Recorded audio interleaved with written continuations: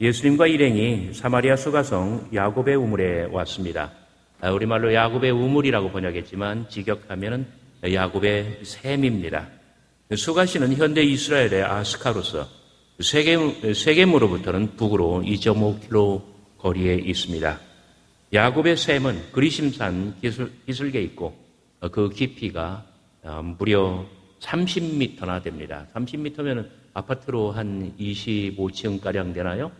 그렇게 아주 깊은 곳에서 물이 나옵니다. 여행객들은 지금도 이 샘에서 맑고 신선한 물을 마셔서 활력을 얻습니다. 이 물을 마시면 야곱과 예수님 이래 수천 년의 장구한 세월의 전승에 접하게 되고 나아가 예수님과 사마리아 여인 사이에 그 위대한 사건의 주체로 참석할 수 있을 것입니다. 6절, 때는 제6시 그리고 정오이고 매우 뜨거운 때였습니다. 열사의 나라, 이 사막이 많은 그쪽에서는 정말 뜨거워요. 그래서 이 제6시 한낮에는 여인들이 물을 길러 가지를 않습니다. 예수께서는 지금 그 샘 위에 앉아 계십니다. 우리말로는 우물 곁에 앉아 계시다라고 했는데 에피테이게이, 그 샘물 위에 앉아 있습니다. 그러니까 고대 팔레스타인 사람들은 정말 물이 귀하니까 깊이 파야 물이 나오니까 정말 아주 밑으로 그러니까 막 3, 40m를 파 내려가고 그리고 이게 증발되지 않고 뭐가 빠지지 말라고 큰 돌로 거기를 덮어놔요. 지금 예수님께서는 그 돌 위에 앉아 계십니다. 샘물 그 돌 위에, 샘물을 덮은 돌 위에 앉아 계십니다. 그리고 조금 있다가 나중에 나는 샘물이다 이렇게 말씀하실 것입니다. 예수께서는 지금 육신이 지치고 목마르십니다. 8절에 보면 마침 제자들은 먹을 것을 구하려고 수가성에 들어가 있었습니다. 현장에는 없었다는 뜻입니다. 7절, 바로 이때 제자들은 없고 예수님께서는 그 샘물 돌 위에 걸터 앉아 계실 때에 때마침 사마리아의 한 여인이 수가성으로부터 물을 길러 나왔습니다. 여인들은 뜨거운 한낮에는 물 길러 나오지 않는 법입니다. 그들은 일찍 해 뜨기 전이나 늦게 해질녘에 물을 깃습니다. 여인들은 서늘한 시간에 함께 물을 기르며 한껏 수다를 떨었을 것입니다. 지금도 여인들은 한낮에는 일을 놓고 낮잠을 잔다고 합니다. 그런데 그 사마리아 여인은 홀로 정오의 시간 땡볕에 물을 길러 샘으로 나왔습니다. 그는 혼자입니다. 그는 소외되고 고립되어 있습니다. 그는 외롭습니다. 그런 그에게 예수께서 말을 걸어오십니다. 물을 좀 달라. Dos moi pain. 직역을 하면 나로 마시게 하라. 아니, 좀 이상하지 않습니까? 여지껏 야곱의 우물, 야곱의 샘물 그 위에 앉아 계신 예수. 그리고 한낮에 홀로 물을 길러온 여인. 예수께서는 지금껏 무엇을 하셨단 말입니까? 내게 마실 것을 좀 달라. 나중에 이 요청은 거꾸로 물, 생명의 물, 하나님의 선물로 여인에게 되돌려질 것입니다. 9절 여인이 대답했습니다. 당신은 유대인으로서 어찌하여 사마리아 여자인 나에게 물을 달라 하시나이까? 여기에는 유대인과 사마리아인, 남자와 여자, 바로 인종의 문제와 성의 문제, 레이시즘의 문제와 섹시즘의 문제, 인종차별주의의 문제와 성차별주의의 문제가 있습니다. 유대인 대 사마리아인, 그들은 서로 상종하지 않습니다. 남자와 여자, 당시에 그들은 서로 격이 달랐습니다. 신분이 달랐습니다. 유대인들은 사마리아인들을 혐오하였고 여성은 남성에 비하여 인권이 없었습니다. 그들은 서로 상종치 않습니다. 이는 유대인이 사마리아인과 상종치 아니함이로라. 여기 상종한다라고 번역된 헬라어 원어는 순크라 오마이, 한 그릇으로 함께 마신다는 거예요.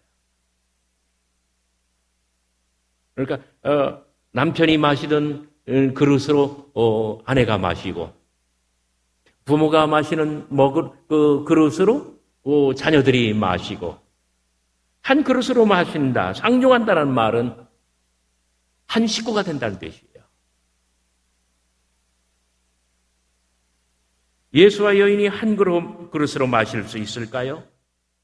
장차 세계의 모든 사람들이 서로 상종하며 이렇게 거룩한 상종을 통하여 인종의 차별 없이 남녀의 구분 없이 모두가 다 평등하며 한 그릇으로 마시며 마침내 하나님의 한 가족 식구가 될 수 있을까요?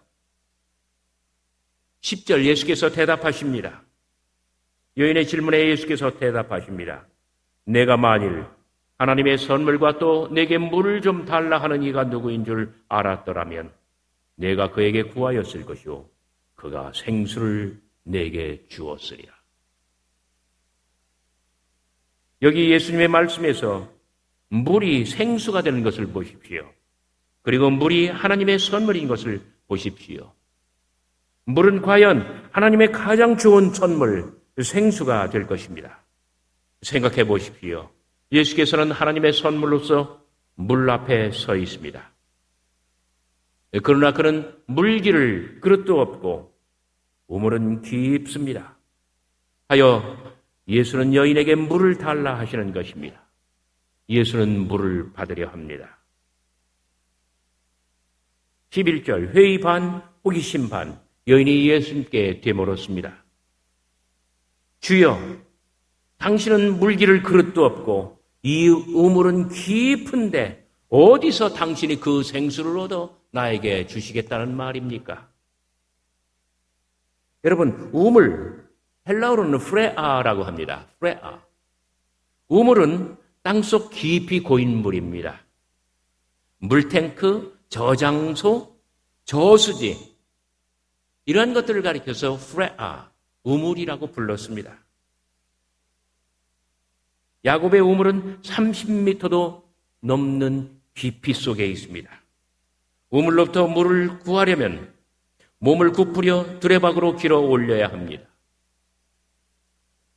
여러분, 지금부터 몇십 년 전이지만은 혹시 우물을 보신 적 있죠?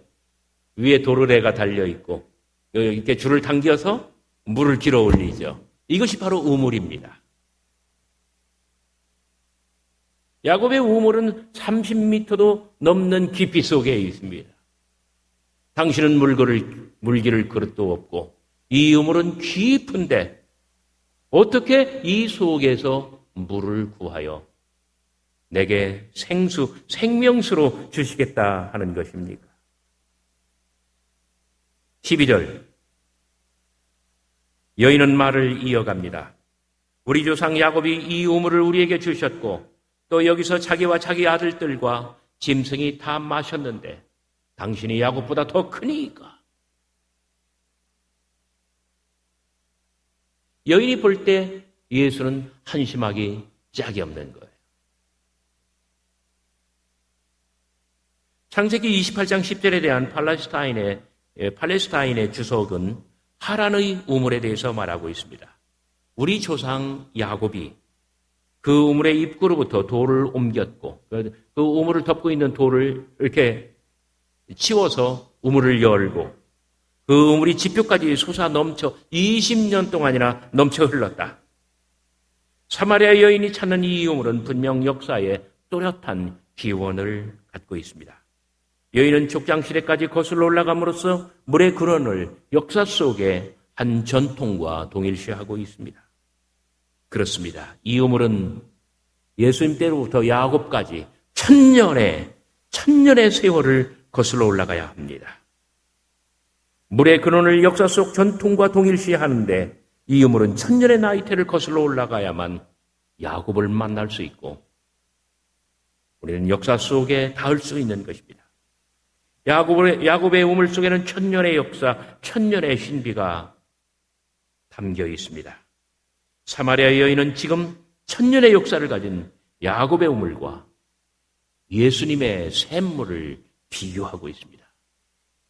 이 깊은 곳에 있는 이 야곱의 우물, 그 속에 있는 물, 이것은 천년의 역사를 가진 아주 신비로운 물이라는 거예요.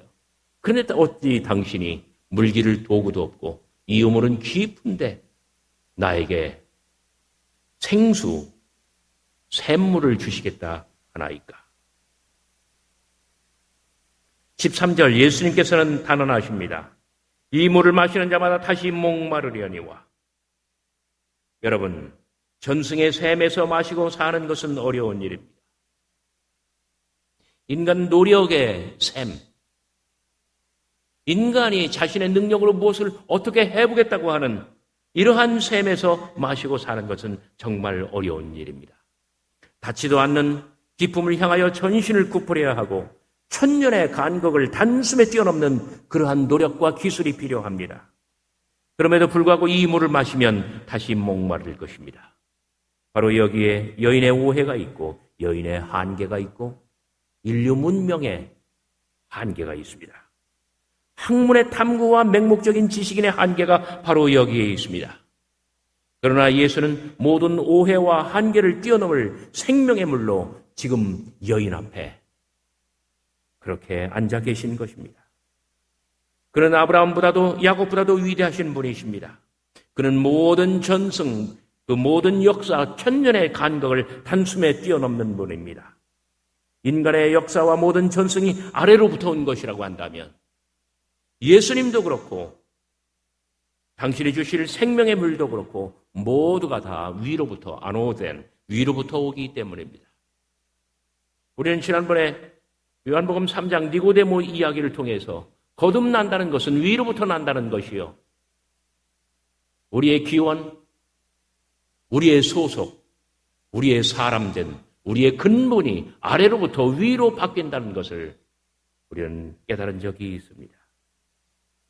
그렇습니다. 예수님도 위로부터 오신 분이시고 지금 예수님께서 주시고자 하시는 생명의 물, 그 샘물도 바로 위로부터 오는 것이기 때문입니다. 14절 예수께서는 선언하십니다.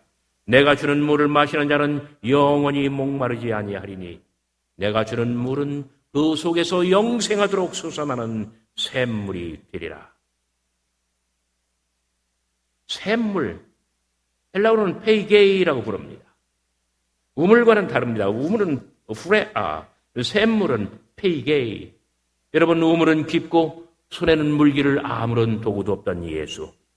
그래서 사마리아 여인에게 마실 것을 달라 하던 예수는 이제 물을 주시는 분으로 당신의 신분을 밝히십니다. 이 물은 생명의 물입니다. 이 물은 인생의 모든 목마름을 단숨에 없애주는 물, 우리의 모든 무거운 짐으로부터 우리를 자유케 하시는 신비의 영약이 될 것입니다.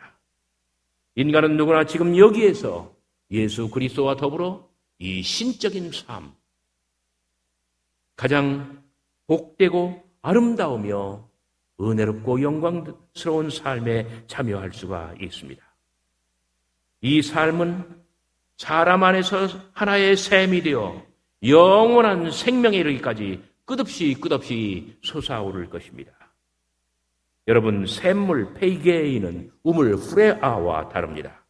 우물이 땅속 깊이 고인 물이라면 샘물은 지표를 뚫고 솟구쳐 오르는 물입니다. 그러므로 물기를 아무런 도구도 필요치 않습니다. 고생스러운 노력도 필요치 않습니다. 펑펑펑펑 솟아오르는 생명의 이 샘물을 얻으려면 천년의 간격을 뛰어넘는 학식, 모든 것을 극복해야만 하는 그 노력, 아무것도 필요치 않습니다. 그저 주께서 주시고자 하는 그 생명의 선물을 받아 마시려고만 하면 그뿐입니다. 이것이 바로 은혜이고 우리 주 예수 그리스도께서 우리에게 값없이 주시는 선물임을 믿으시기를 바랍니다. 우리의 영혼은 솟아나는 생수로부터 이렇게 새로움을 얻을 수 있습니다. 15절 여인이 간구합니다. 주여 그런 물을 내게 주사 목마르지도 않고 또 여기 물 기르러 오지도 않게 하옵소서. 확실히 역할이 바뀌었습니다. 사마리아 수가성에서 마실 것을 구하던 예수는 하나님의 선물 생명의 물 생명수를 주시는 분이십니다. 반대로 예수에게 물을 주려던 여인은 이제 물을 구하는 사람으로 변하여 있습니다. 21절부터 24절까지 예수께서 말씀하십니다. 21절 여자여 내 말을 믿으라. 23절 아버지께 참되게 예배하는 자들은 영과 진리로 예배할 때가 오나니 곧 이때라. 아버지께서는 자기에게 이렇게 예배하는 자들을 찾으시느니라. 하나님은 영이시니 예배하는 자가 영과 진리로 예배할지니이다. 참된 예배, 진정한 예배, 그것은 영과 진리로 예배하는 예배입니다. 영과 진리 안에서 드리는 예배. 하나님은 영이시니 예배하는 자가 영과 진리 안에서 예배할지니라. 우리의 예배가 이렇게 영과 진리 안에서 하나님께 드려지고 저와 여러분 모두에게 정말 그 배에서 영원토록 솟아나는 생명의 샘물이 가득한 예배가 되었으면 좋겠습니다. 26절 예수께서는 그 여인에게 말씀하십니다. 내가 그라. 내가 그라. 에고 에이미. 출애굽기 3장과 4장에서 보시면은 모세가 여호와 하나님에게 시내 산 위에서 여쭙니다. 당신이 누구관데? 당신이 누구십니까? 당신이 누구관데? 나로 하여금 내 백성에게 가서 내 백성으로 가게 하라 하나이까? 당신은 누구십니까? 그때 여호와 하나님께서는 모세에게 시내산 위에서 나타나시며 이렇게 계시하셨습니다. 나는 스스로 있는 자니라. 여기 26절에 내가 그라 이 말씀은 여호와 하나님께서 모세에게 나는 스스로 있는 자니라 말씀하시는 것과 완전하게 동일한 말씀입니다. 모세가 시내산 위에서 여호와 하나님을 배웠듯 지금 여인은 수가성 외곽의 야곱의 우물에서 지금 하나님 되신 예수 그리스도를 배웠고 나는 스스로 있는 자니라. 내가 그다. 이 말씀, 자기 계시의 말씀을 여인은 듣습니다. 28절 사마리아 여인은 물동이를 버려두고 수가성으로 달려 들어갑니다. 그리고 말합니다. 내가 행한 모든 일을 내게 말한 사람을 와서 보라. 와서 보라. 이는 그리스도가 아니냐. 그날의 그 만남, 그 사건이 여인으로 하여금 인생의 놀라운 신비, 하나님 구원사의 영적 비밀을 깨닫게 하였습니다. 그리하여 여인은 물동이를 버려두고 자기가 살던 마을 수가성, 수가시로 들어갑니다. 그리고 사마리아인들에게 말합니다. 내가 행한 모든 일을 내게 말한 사람을 와서 보라. 이는 그리스도가 아니냐.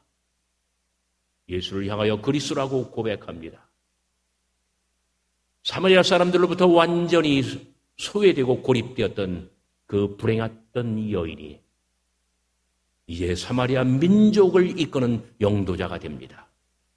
모세가 시내산 위에서 하나님을 배웠고 이스라엘, 하나님의 백성을 영도하는 민족의 지도자가 되었듯이 사마리아인들 중에 완전히 고립되었고 그리고 소외되었던 이 여인이 이제는 사마리아 민족 전체를 예수 앞으로 이끄는 위대한 민족의 어머니, 위대한 지도자로 탄생하는 것입니다. 그래요. 30절 그리고 39절부터 42절까지 보면은 사마리아 사람들이 많이 예수 앞으로 다 나와 당신을 믿게 되었다고 합니다. 사랑하는 성도 여러분, 우리의 예배가 이런 예배가 되었으면 좋겠고, 우리가 함께 모일 때마다 이런 예수님을 만나고 참으로 영원한 희생을 통하여 진정한 생명의 샘물, 당신의 십자가 보혈로서 우리에게 생명의 샘물을 주신 것, 이 모든 생명수를 체험하고 이 여인이 변한 것처럼 우리도 그렇게 믿음이 깊어지고 사회에서도 크게 역할을 할 수 있는 그러한 사람이 다 되기 원하여 이 말씀 여러분들과 함께 나누었습니다.